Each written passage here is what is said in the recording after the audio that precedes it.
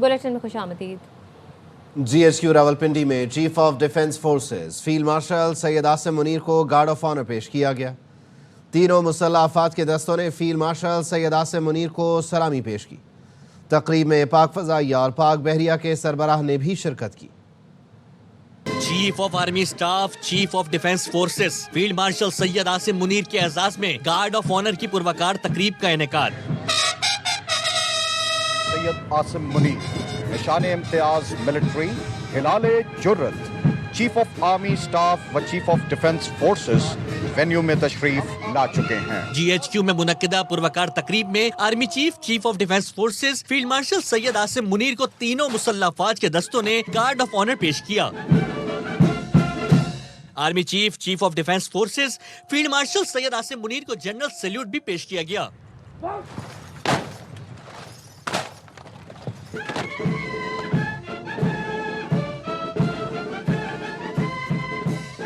तकरीब में naval chief admiral Naved Ashraf और सरबरा पाक फिजाइया air chief marshal Zaheer Ahmad Babar Sidhu समेत आला अस्करी हुकाम ने शिरकत की। इंडोनेशिया के साथ 2 रोज़ा दौरे पर पाकिस्तान पहुंच गए। इस्लामाबाद पहुंचने पर मुआज़्ज़िज़ मेहमान का सदर आसिफ अली जरदारी और वज़ीर आज़म शहबाज शरीफ ने पुरतपाक इस्तकबाल किया। इंडोनेशिया के सदर को 21 तोपों की सलामी दी गई। बच्चों ने गुलदस्ते पेश किए। इंडोनेशियन सदर वज़ीर आज़म शहबाज शरीफ की दावत पर पाकिस्तान आए हैं।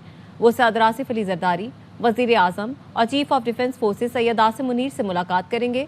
पाकिस्तान और इंडोनेशिया के ताल्लुकात को नई जहत देने के लिए कई शोबों में ताउन बढ़ाने पर गौर किया जाएगा। तर्जुमान दफ्तर खारजा का कहना है इन मुलाकातों में दोनों ममालिक के दरमियान एक वसी एजेंडे पर गुफ्तगू की जाएगी। इलाकाई और बैनुल अक़वामी सतह पर ताउन बढ़ाने पर तबादला ख्याल किया जाएगा।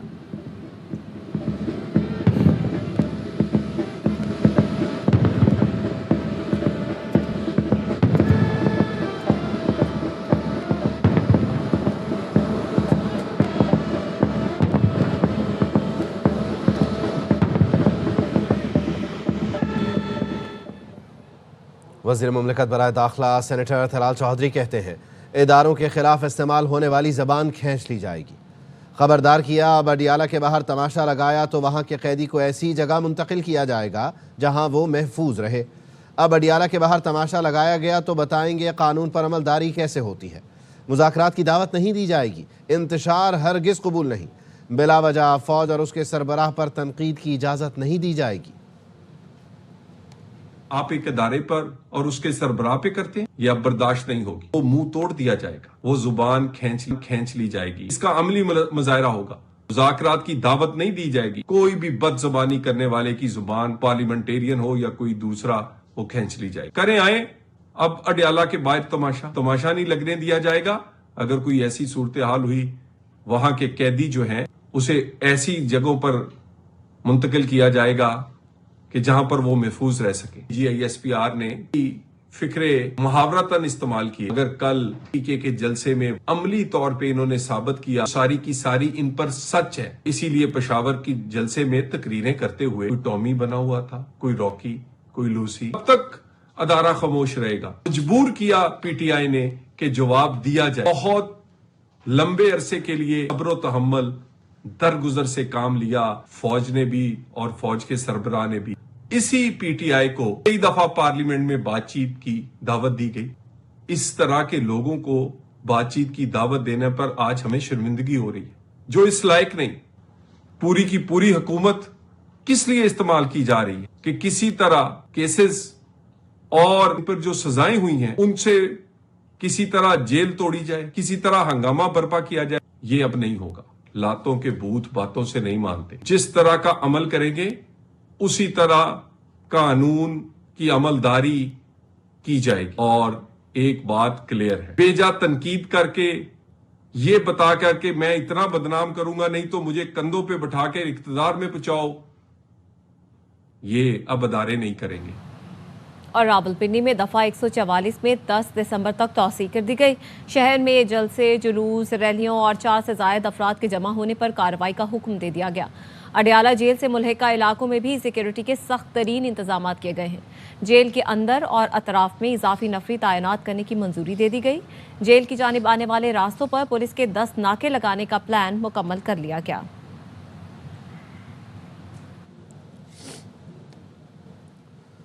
گورنر خیبر پختونخوا فیصل کریم کنڈی کہتے ہیں سہیل آفریدی تیاری کر لیں، اس سے پہلے ایک شخص گورنر ہاؤس کا تیل بند کرنے کی دھمکی دیتا تھا، آج اس کی بولتی بند ہے۔ دیکھتا ہوں کون گورنر ہاؤس آتا ہے، اس کی نوبت ہی نہیں آئے گی، پہلے ہی نمٹ لیں گے، اس بار اسلام آباد مارچ نہیں ہوگا۔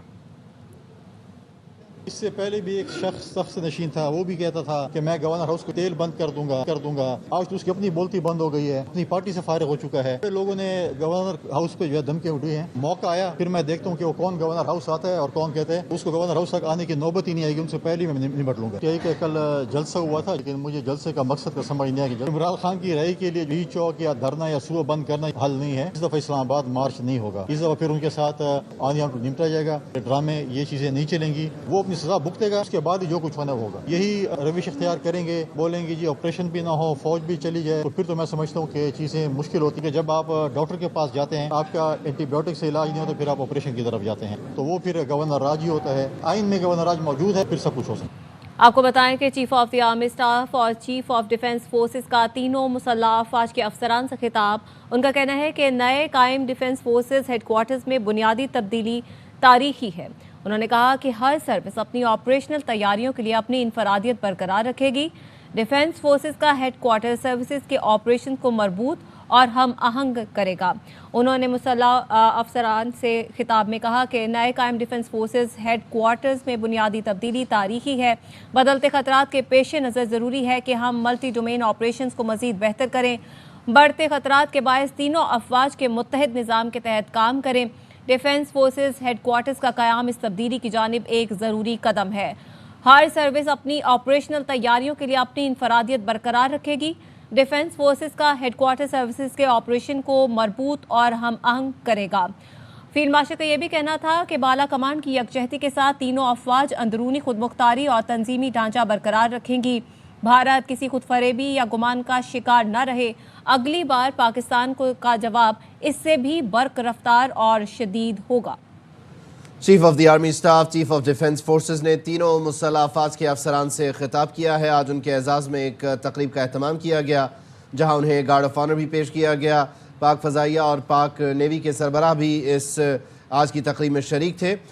تینوں مسلح افواج کے افسران سے خطاب میں فیلڈ مارشل سید عاصم منیر نے کہا، نئے قائم ڈیفنس فورسز ہیڈ کوارٹرز میں بنیادی تبدیلی تاریخی ہے۔ بدلتے خطرات کے پیش نظر ضروری ہے کہ ہم ملٹی ڈومین آپریشنز کو مزید بہتر کریں۔ لئیق الرحمان ہمارے ساتھ ہیں، مزید وہ بھی بتائیں گے۔ جی لئیق، آگاہ کیجیے۔ جی آج ایک پروقار تقریب G H Q Rawalpindi میں منعقد ہوئی، جس میں تینوں مسلح افواج کے چاکو چوبند دستے نے چیف آف آرمی اسٹاف جو کہ چیف آف ڈیفنس فورسز بھی بن چکے ہیں، انہوں نے ان کے افسران سے کیا۔ اس موقع پر ان کی طرف سے کہا گیا کہ نئے قائم ہونے والے ڈیفنس فورسز ہیڈ کوارٹرز میں بنیادی تبدیلی تاریخی ہے۔ بڑھتے اور بدلتے ہوئے خطرات کے پیش نظر ضروری ہے کہ ہم ملٹی ڈومین آپریشنز کو تینوں افواج کے متحد نظام کے تحت مزید بہتر کریں۔ ان کا کہنا تھا کہ ڈیفنس فورسز ہیڈ کوارٹرز کا قیام اس تبدیلی کی جانب ایک ضروری قدم ہے۔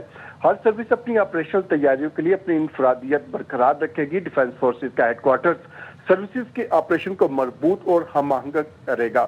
بالا کمانڈ کی یکجہتی کے ساتھ ساتھ تینوں فوج اپنی اندرونی خود مختاری اور تنظیمی ڈھانچہ برقرار رکھیں گی۔ انہوں نے کہا کہ بھارت کسی خود فریبی یا گمان کا شکار نہ رہے۔ اگلی بار پاکستان کا جواب اس سے بھی برق رفتار اور شدید ہوگا۔ فیلڈ مارشل سید عاصم منیر کا کہنا تھا کہ طالبان رجیم کو واضح پیغام دیا گیا ہے کہ ان کے پاس فطر الخوارج یا پاکستان میں کسی ایک کا انتخاب کرنے کے علاوہ کوئی آپشن نہیں۔ انہوں نے اس بات کا اعادہ کیا کہ پاکستان ایک امن پسند ملک ہے، تاہم کسی کو بھی پاکستان کی خود مختاری، علاقائی سالمیت پر آنچ اور ہمارے عزم کو آزمانے کی اجازت نہیں دی جائے گی۔ Chief of defence forces field marshal Syed Asim Munir نے واضح کیا کہ تمام یہ جان لیں کہ پاکستان کا تصور ناقابل تسخیر ہے اور اس کی حفاظت ایمان سے سرشار جانبازوں اور متحد قوم کے پختہ عزم نے کر رکھی ہے۔